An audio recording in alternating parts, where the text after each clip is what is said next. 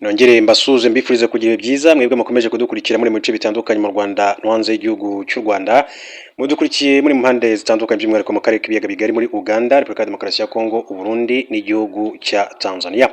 Hari amakuru akomeye cyane kandi atunguranye cyane ku muhungu wa Juvenal Habyarimana wahoze ari umukuru w'igihugu cy'u Rwanda, Jean-Luc Habyarimana.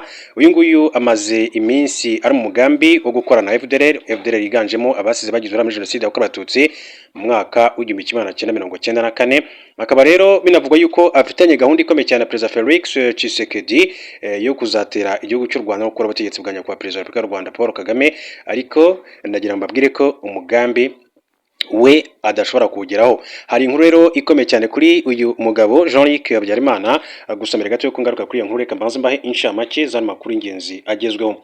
Reka duce mu gihugu cya Kenya mabwire ko Perezida wa Kenya William Ruto Samoei yongereye 12% ku mushahara w'abakozi bose. Perezida wa Kenya Dr. William Samoei Ruto yatangaje ko umushahara w'abakozi ba leta bose mu gihugu uziyongeraho 12%, ngo bakora mu rwego rw'ubuhinzi n'ubworozi wiyongereho 15%. Yatangaje aya makuru meza ku itariki ya 1 Gicurasi 2026 ubwo abanyakenya bizizaga umunsi mpuzamahanga w'umurimo. Asobanura ko yafashe iki cyemezo kugira ngo bazashobore kandi no guhangana n'ikibazo cy'ibiciro biri gukomeza kuzamuka. Perezida Ruto yasobanuye ko umushahara w'abakora mu rwego rw'ubuhinzi n'ubworozi wazamuwe cyane kubera ko ari urufatiro rukomeye cyane rw'ubukungu bw'igihugu, rukemura ikibazo cy'inzara kandi rugaha abantu benshi akazi. Yateguje abanyakenya kandi ko leta yafashe icyemezo cyo kuvugurura urwego rw'igihugu rushinzwe ubwiteganyirize kugira ngo ruzarusheho kandi gusubiza ibibazo by'abakozi. Ubusanzwe abarimo muri Kenya bemererwaga kwivuriza mu bitaro 900 ku kiguzi gito, ariko ubu Perezida Ruto yatangaje ko bazajya kandi bivuriza mu bitaro birenga 9,000 bemererwe kwivuriza mu bitaro byose ku rwego rwa 6 bivuye kuri bimwe. Ubwo ibiciro by'ibikomoka kuri petrol byatangiraga kuzamuka bitewe n'intambara ya Leta Zunze Ubumwe za Amerika na Iran yakomye mu nkokora ingendo z'ubwato mu muyoboro wa Hormuz. Abanyakenya baratakambye basaba gufashwa koroherwa n'imibereho. Mu byo basabye harimo kongezwa imishahara cyangwa se guhabwa andi mahirwe yatuma amafaranga binjiza adashirira muri serivisi bakenera mu buzima bwabo bwa buri munsi. Byitezwe ko urwego rushinzwe abakozi n'umurimo ruzatangaza amakuru arambuye ku cyemezo cyo kongera umushahara w'abakozi, nibwo hazamenyekana igihe kizatangira kandi gushyirwa mu bikorwa muri iki gihugu cya Kenya. Reka mbabwire ko mu yandi makuru akomeje kugenda avugwa tugarutse mu gihugu cy'u Rwanda, mbabwire ko witwa Nsonzimana ndetse na Niyonshuti bakoreraga kuri chaîne ya YouTube Imbarutso ya Demokarasi batawe muri yombi. Urwego rw'igihugu ubugenzacyaha RIB rwemeje ko rwataye muri yombi Nsonzimana Augustin na Niyonshuti Emmanuel bakoreraga chaîne ya YouTube yitwa Imbarutso ya Demokarasi. Aba uko ari babiri bakurikiranyweho gukwirakwiza amakuru ibihuha nk'uko igihe yabihamirijwe n'umuvugizi wa RIB Dr. Murangira Bichiri. Yagize ati nibyo koko ku itariki ya 1 Gicurasi 2026 RIB yafunze Nsonzimana Augustin na Niyonshuti Emmanuel bakekwaho gutangaza amakuru ibihuha ashobora kandi guteza ubwoba muri rubanda. Ibi byaha babikoze bifashishije imbuga nkoranyambaga. Dr. Murangira yavuze ko mu gihe kandi iperereza rigikomeje abatawe muri yombi bafungiye kuri sitasiyo ya RIB ya Remera. Gutangaza amakuru ibihuha ashobora guteza ubwoba, imvururu cyangwa se imidugararo muri Rwanda binyujijwe kuri mudasobwa cyangwa se urusobe rwa mudasobwa ni icyaha gihanwa n'amategeko. Y'icyaha gihanwa n'itegeko nimero 60/2018 yo ku itariki 22 Kanama 2018 ryerekeye gukumira ndetse no guhana ibyaha bikoreshejwe ikoranabuhanga. Umuntu amejwe n'urukiko iki cyahanishwa igifungo kitari munsi y'imyaka 3 ariko kitarenze imyaka igera kuri 5 ni hazabu itari munsi ya miliyoni 1 y'amafaranga y'u Rwanda ariko itarenze miliyoni 3 z'amafaranga y'u Rwanda.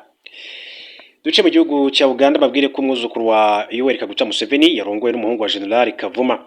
Sasi Karugire n'umwuzukuru wa Perezida Yoweri Kaguta Museveni yakoze ubukwe n'umuhungu wa Lieutenant General Sam Kavuma uri mu bakomeye cyane mu ngabo za Uganda. Sasi Karugire n'umwana wa Natasha Museveni Karugire umukobwa wa Perezida Yoweri Kaguta Museveni ndetse na Edwin Karugire. Ibirori bye byo gusezerana imbere y'Imana byabaye ku 6 tariki ya 2 Gicurasi 2026 bikurikira ibyo gusaba ndetse no gukwa byabaye mu minsi ishize. Ibirori by'ubukwe bwabo byitabiriwe na Perezida Museveni n'abantu ba hafi mu muryango we ndetse n'abanyapolitike bakomeye cyane muri Uganda. Umukwe w'umuryango wa Museveni n'umuhungu wa Lieutenant General Sam Kavuma wamenyekanye cyane mu gisirikare cya Uganda ubwo yari umuyobozi w'ingabo zari mu butumwa bw'umuryango wa Afurika yunze ubumwe muri Somalia ATMS. Hanyuma rero mbere gato yuko tujya kuri uyu muhungu wa Juvenal Habyarimana wahoze ari umukuru w'igihugu cy'u Rwanda, reka babwire ko Perezida Tinubu wa Nigeria yahinduye umunsi wo gutangira uruzinduko ruzamugeza no mu Rwanda. Umujyanama wihariye wa perezida wa Nigeria witwa Boya Onanuga yatangaje ko perezida w'iki gihugu yahinduye umunsi wo gutangira uruzinduko mu bihugu bitatu birimo Ufaransa, Kenya n'u Rwanda. Ibi uyu muyobozi kandi yabitangaje mu butumwa yanyujije ku rubuga rwa X, aho yavuze ko perezida wa Nigeria Bola Tinubu yateganyaga kandi gutangira uruzinduko rwe ku itariki ya 2 Gicurasi 2026 yarwimuriye kuri iki cyumweru tariki ya 3 Gicurasi. Ibi bije nyuma y'ubutumwa Onanuga yari yashyize ku rubuga rwa X ku itariki ya 1 Gicurasi 2026, aho yavuze ko perezida Tinubu azahaguruka i Abuja ku itariki ya 2 Gicurasi yerekeza mu ruzinduko azagirira mu bihugu birimo Ufaransa, Kenya n'u Rwanda, aho azaba kandi yitabira inama zo ku rwego mpuzamahanga ziga ku ikoranabuhanga, innovation ndetse n'ishoramari. Uruzinduko perezida Tinubu agomba kandi kurutangira mu Faransa, akazahava ajya muri Kenya, azahabera inama ihuza ibihugu bya Afurika n'Ubufaransa izaba ku itariki ya 11 na 12 Gicurasi uyu mwaka. Nyuma yo kuva muri Kenya, Bola Tinubu azahita kandi yerekeza i Kigali mu murwa mukuru w'u Rwanda, aho azitabira inama ihuza abayobozi b'ibigo bitandukanye, abashoramari n'abanyapolitike baturutse muri Afurika ndetse no hirya no hino ku isi, izwi nka Africa CEO Forum. Bitegerejwe ko iyi nama izitabirwa n'abarenga 500 kuva ku itariki ya 14 na 15 Gicurasi 2026 muri Kigali Convention Center. Reka tugere rero kuri uyu muhungu wa Juvenal Habyarimana yitwa Jean-Luc Habyarimana.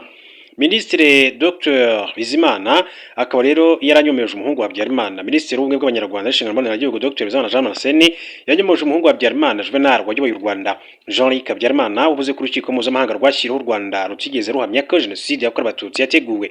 Dr Bizimana yagaragaje ko ibivugwa na Jean-Luc Habyarimana ari ibinyoma byambaye ubusa, kuko ICTR yemeje ko hadashobora kubaho jenoside hatabayeho umugambi wo gukora icyo cyaha cyangwa se hatabayeho kuyitegura. Ati mu byemezo byayo byose ICTR yemeje ko jenoside yakorewe abatutsi yabaye mu Rwanda hari umugambi wo gutsemba abatutsi. Ingingo ya mbere Dr Bizimana yangiye kandi kwibutsa ni uko urukiko rwagaragaje ko hatabaho jenoside nta mugambi wo kuyikora wabayeho. Itegeko mpuzamahanga ku kurwanya jenoside yo ku itariki ya 9 Ukuboza umwaka wa 1988 ntabwo ryavugaga neza ijambo gutegura, ariko ryakoreshaga kugambirira gukora jenoside. Ingingo yaryo ya kabiri Bizimana yerekana ko jenoside ikorwa igihe hari umugambi wo kwica itsinda runaka cyangwa guteza ibikomere bikomeye ku mubiri cyangwa se mu mutwe mu bagize iryo tsinda, gushyira abagize iryo tsinda mu mibereho igamije kurimbura yaba burundu cyangwa se igice cyaryo, gufata ingamba zigamije kubuza iryo tsinda kubyara cyangwa se kwimura ku ngufu abana baryo bakajyanwa muri irindi tsinda. Ibyo byose bikozwe bigamije kandi kurimbura burundu cyangwa se igice itsinda runaka rishingiye ku bwenegihugu, ku bwoko, ku ibara ry'uruhu cyangwa se ku idini ryaryo. Iri ni itegeko mpuzamahanga ku cyaha cya jenoside. Icya kabiri yamugaragarije nuko urukiko rwa ICTR narwo kandi rwemeje ko hari umugambi wo gutsemba abatutsi. Dr Bizimana yerekanye ko guhera ku itariki ya 1 Mutarama mwaka wa 1994 kugeza ku itariki ya 31 Ukuboza mu mwaka ICTR yemeje mu byemezo byayo ko hari umugambi wo kurimbura ubwoko bw'abatutsi byakurikiwe n'ibyaha bya jenoside ndetse n'ibyaha byibasiye inyokomuntu. Mu bantu 78 ubushinjacyaha bwaregaga icyaha cya jenoside, 65 baragihamijwe bakatirwa igihano cy'igifungo cyari hagati y'imyaka 6 na 15 ku bemeye icyaha, barimo Serushago Omar, Rutaganira Vincent, Paul Bisengimana, Michel Bagaragaza, Joseph Serugendo, George Rugiu n'abandi, mu gihe kandi rwanakatiye igihano cy'igifungo cya burundu kubanze kwemera icyaha barimo n'abateguye umugambi wa jenoside. Dr Bizimana kandi yamugaragarije ko yategura umugambi wa jenoside yakorewe abatutsi byari izingiro mu kwemera icyaha kwa Jean Kambanda wabaye minisitiri w'intebe. Yavuze ko kwemera icyaha kwa Jean Kambanda kugaragaza ko jenoside yakorewe abatutsi yari yarateguwe mbere ya tariki ya 6 Mata mwaka wa 1994, kandi hagashyirwaho urukurikirane rw'ibikorwa byo gutegura no gushyira mu bikorwa jenoside bikozwe n'ubutegetsi bwe guhera tariki ya 7 Mata mwaka wa 1994, ariko bikaba byari byaramaze gutegurwa no gutunganywa mbere y'iyo tariki. Muri ibyo bikorwa harimo gutegura jenoside mu nama z'inama y'abaminisitiri, inama z'abasirikare bakuru n'abayobozi ba gendarmerie, n'inama zo gutegura ndetse no gusuzuma ishyirwa mu bikorwa rya jenoside. Hari imyitozo ya gisirikare n'intwaro zahawe interahamwe, gutegura uburyo bw'ubwicanyi buzakorwa, gukoresha itangazamakuru mu bukangurambaga bwo gukora jenoside, gushyiraho za bariyeri zagenzurwagaho imyirondoro, ingendo z'abaminisitiri muri za prefectura mu gutegura jenoside n'ibindi. Yagaragaje ko mu gika cya 39 cy'umwanzuro urukiko ku rubanza rwa Kambanda gutegura jenoside byemejwe muri amagambo: Mbere ya tariki ya 6 Mata guverinoma yari yarateguye yaranatangiye kandi gutanga imyitozo ya gisirikare ku rubyiruko rwa MRND na CDR bafite umugambi wo kuzabakoresha mu bwicanyi bwakurikiyeho. Bikomeza bigaragaza ko guverinoma y'inzibacyuho yakwirakwije intwaro muri bari bashyigikiye igenzura rya za bariyeri ryakorwaga nabo mu nzego z'umutekano z'u Rwanda n'interahamwe zari zaratoranyijwe muri Kigali n'ahandi mu gihugu nyuma y'itangazo ry'urupfu rwa Habyarimana Juvenal wari perezida. Icyo cyemezo kirerekana ko itangazamakuru ryakoreshejwe mu gushishikariza abahutu kwica abatutsi no gushishikariza abari bafite intwaro, ndetse hakanagaragazwa ko hateguwe umugambi wo kumara abatutsi n'abahutu bazawitambika bakabigenderamo. Ku itariki ya 4 Nzeri umwaka w'1998 Jean Kambanda yakatiwe igihano cy'igifungo cya burundu kubera icyaha cya jenoside, gucura umugambi no gushishikariza rubanda gukora jenoside, gufatanya cyaha mu cyaha cya jenoside n'ibyaha byibasiye inyokomuntu. Yongeyeho kandi ko uretse Jean Kambanda hari n'abandi bari muri guverinoma barimo Minisitiri w'itumanaho Eliezer Niyitegeka n'uwahoze ari burugumesitiri wa komine Murambi Jean Baptiste Gatete bahamijwe ibyaha mu bujurire icyaha cyo gucura umugambi wo gukora jenoside. Icya kane Dr Bizimana yerekanye ni ukuba icyaha cya jenoside yakorewe abatutsi ubwacyo cyarazirikanywe. Muri Kamena mwaka w'1994 impuguke za komisiyo y'umuryango w'abibumbye ziyobowe na Professeur René Denis Segui nyuma y'iperereza zakoze mu Rwanda mwaka w'1994 zemeje ko habayeho gutegura jenoside yakorewe abatutsi. Yakomeje agira ati komisiyo yanzuye ko hari ibimenyetso byinshi cyane bihamya ko igikorwa cya jenoside cyakorewe ubwoko bw'abatutsi gikozwe n'abantu b'abahutu bakoraga bafatanyije babiteguye mu buryo buteguye neza, bafite gahunda kandi bakurikije uburyo bwateguye neza, bityo rero kwemeza ko ari jenoside bigomba kandi gukomeza kwemerwa ku bijyanye n'ibyakorewe abatutsi. Yanagaragaje kandi ko mu cyerekezo cya ISTR cyo ku itariki ya 2 Nzeri mwaka w'1998 mu rubanza rwa Kayezu Jean Paul hemejwe ko umugambi wo kurimbura abatutsi wari uhari. ISTR yagize ati byagaragaye ko itsembatsemba ryabayeho mu Rwanda mwaka w'1994 ryari rifite intego ihariye kurimbura abatutsi, ati batoranywaga by'umwihariko hagendewe ku kuba ari abo mu bwoko bw'abatutsi aho kuba hari barabarwanyi ba FPR. Ati ni jenoside yakozwe mu Rwanda mwaka w'1994 ikorerwa abatutsi. Yanerekanye kandi ko muri Mutarama 2007 mu rubanza rwa Emmanuel Ndindabahizi wari Minisitiri w'Imari ISTR yemeje ko mu Rwanda habayeho jenoside imwe hagati y'itariki ya 6 Mata na 17 Nyakanga mwaka w'1994. Jenoside yakozwe ntaho ihuriye n'intambara yari hagati y'ingabo za leta na RPA.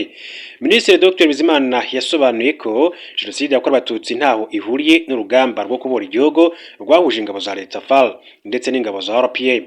Yavuze ko nubwo Jean-Luc Habyarimana yabeshye ashaka guhuza jenoside yakorewe abatutsi n'intambara yahuje RPA n'ingabo za leta, nta huriro namba ry'ibyo bikorwa byombi kuko abatutsi bari kwicwa mu bice intambara itari iri kuberamo. ISTR rero yabishyizeho umucyo mu rubanza rwa Kayezu aho yagaragaje ko jenoside yakorewe abatutsi yakorwaga kandi ko nubwo bisa n'ibyahuriranye ariko byari bifite imiterere itandukanye. Rwashimangiye ko jenoside yari yarateguwe na bamwe mu bari mu ngabo za FAL n'indi mitwe igizwe n'abahutu igashyirwa mu bikorwa n'abasivili barimo imitwe yitwaje intwaro n'abaturage basanzwe, kandi ko kuvuga ko yatewe n'amakimbirane yari ahari bidashobora kandi kuba impamvu. Yanagaragaje kandi ko ISTR mu rubanza rwa Karemera Edouard yemeje ko jenoside yakorewe abatutsi mu Rwanda idakwiye guhakanwa kuko ari igice cy'amateka y'isi. Dr Bizimana ashimangiye kandi ko akanama karoni k'umutekano kemeje icyemezo cya ISTR mu mwanzuro wafashwe ku itariki ya 16 Mata muri 2014 ndetse mwanzuro 2150 aho yemeje ku mugaragaro jenoside yakorewe abatutsi, inasaba ibihugu byose n'abantu ku giti cyabo kutihanganira abahakana bakanapfobya jenoside yakorewe abatutsi mu Rwanda mwaka w'1994. Yashimangiye kandi ko ibyo byose byemejwe n'ubutabera kandi byubahirije ihame rya res judicata, ni ukuvuga icyemezo ndakuka kidashobora kandi guhakanwa cyangwa se gukurwaho. Bigaragaza ko neza ko ababeshyi Jean-Luc Habyarimana n'abafatanyabikorwa be ari abanyabinyoma babaswe n'urwango badashobora kandi kwiyumvisha ko ari ikibi gikwiye kandi gucibwa burundu. Uyu niwo mwihariko wa Jean-Luc Habyarimana mu gukomeza umurage w'icyaha w'umubyeyi we Juvenal Habyarimana. Hanyuma rero tukiri kandi kuri umuhungu Jean-Luc Habyarimana n'undi Minisitiri Bizimana akaba rero ari Minisitiri umwe bw'Abanyarwanda n'inshingano mboneragihugu, yagaragarije umwe mu bahungu ba Habyarimana witwa Jean-Luc Habyarimana ko kugerageza kweza ibyaha bya se bishimangira ko nta bumuntu n'ubunyangamugayo agira. Ayo ni amagambo rero Minisitiri umwe bw'Abanyarwanda n'inshingano mboneragihugu yavugaga kuri Jean-Luc Habyarimana. Jean-Luc amaze igihe agaragariza ku mbuga nkoranyambaga ko nta cyaha umubyeyi we yakoze ashaka kwerekana ko abashinja leta ye gutegura jenoside yakorewe abatutsi mwaka w'1994 baba babeshya. Ku itariki ya 9 Werurwe 2026 Minisitiri Dr Bizimana agaragaje ko uyu muhungu adashobora kandi gusiba amateka nyakuri afite ibimenyetso. Minisitiri Bizimana yibukije Jean Luc ko yinjiye mu gisirikare mu ntangiriro y'imyaka w'1960 ku butegetsi bwa Garwari Kayibanda. Yasobanuye ko tariki 22 Ukuboza mwaka w'1963 Habyarimana bagenzi be biciye muri gereza ya Ruhengeri abahoze ari abayobozi n'abakozi ba leta 30 biganjemo abatutsi. Yatangaje ko uwo munsi ari bwo Habyarimana n'abandi basirikare bishe abahutu barimo Rwagasana Michel wari umunyamabanga mukuru w'ishyaka Unare yafatwaga nk'ikimenyetso cy'ubwami bwari bwaraciwe rikarwanya bikomeye cyane andi mashyaka arimo Parlement Hutu ndetse na MRND.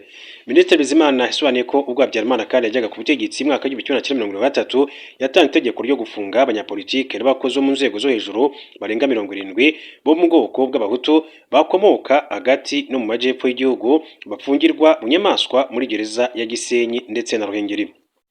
Benshi muri bo biciwe muri gereza n'itsinda ry'abanyabyaha bari bayobowe n'umunyamabanga n'umunyembaraga Major Lizinde Toneste wari umuyobozi mukuru w'urwego rw'iperereza rwari rushamikiye ku biro bya Perezida wa Repubulika. Lizinde n'itsinda rye kandi bakoreraga ku itegeko rya Perezida Juvenal Habyarimana. Yamenyesheje Jean Luc ko Sembagare Theodomire na Cyarahani ni Pierre Desire bayoboye gereza ya Ruhengeri na Ntibandeba Joachim wayoboye gereza ya Gisenyi bakoreza imfungwa za politiki icarubozo rikabije ririmo kubategeka kuyobora amazirantoki yabo no kwa bagenzi babo hanyuma bakaba ibyo kurya badakarabye. Muri gereza ya Ruhengeri Sembagare yahatiraga imfungwa kuyora amazirantoki y'izindi fungwa hanyuma akaziha ibyo kurya ariko akazangira gukaraba intoki kubera ko yabaga kandi abibahaye baremeraga bakabirya. Na Kayibanda ubwe yishwe n'inzara n'inyota mu rugo iwe apfa mwaka w'1976. Yagaragaje ko mu nyandiko ya Major Lizinde yitwa Le Président Habyarimana face à ses actes criminels uyu musirikare yagaragaje ko itegeko ryo kwica abantu ryatanzwe na Habyarimana ubwe, muramu we Protais Zigiranyirazo wanayoboye ubwo bwicanyi, Colonel Sagatwa ndetse na Laurent Serubuga. Tariki 26 Ukuboza mwaka w'1985 Daniel Fosse Nyiramacubiri wari warahariye ubuzima bwe kurengera ingagi zo mu birunga yarishwe. Minisitiri Bizimana yahamije ko umugambi wo kumwica wateguwe na Zigiranyirazo afatanyije n'agatsiko kaba rushimusi b'ingagi bagurishaga ingagi imwe amadolari 20 mu mahanga baziza uyu munyamerika kazi ko yari yamenye aya mabanga yitegura kuyamena. Minisitiri Dr Bizimana yagaragaje ko Padiri Silvio Sindambi wari umuyobozi mukuru w'ikinyamakuru cy'amateka yishwe na leta ya Habyarimana tariki ya 7 Ugushyingo mwaka w'1989 azira kwamagana akarengane n'ubugizi bwa nabi bwakorerwaga na leta hirya no hino mu gihugu. Yasobanuye ko abantu bishwe nabi na leta ya Habyarimana barimo Depite Fercula Nyiramutarambirwa na Dr François Muganza barabahutu bakomoka muri Prefecture ya Gitarama ndetse na Gikongoro mu majyepfo ndetse no hagati mu gihugu. Abofisiye bakuru mu ngabo z'igihugu nabo kandi ntibasigaye nk'uko Minisitiri Bizimana yabigaragaje kuko Colonel Stanislas Mayuya yishwe tariki ya 19 Mata mwaka w'1988 hicwa abandi bakomoka amajyepfo hifashishijwe uburozi barimo Lieutenant Colonel Rwagasore, Major Muhirwe Bahizi, hafungwa Major François Kambanda wishwe mu gihe cya jenoside. Minisitiri Bizimana atangaje ko jenoside yakorewe abatutsi mwaka w'1994 yateguwe na leta ya Habyarimana kandi ko raporo nyinshi zasohotse kuva tariki ya 7 Werurwe mwaka w'1993 kugeza 27 Gashyantare mwaka w'1994 zabishimangiye mbere yuko itangira.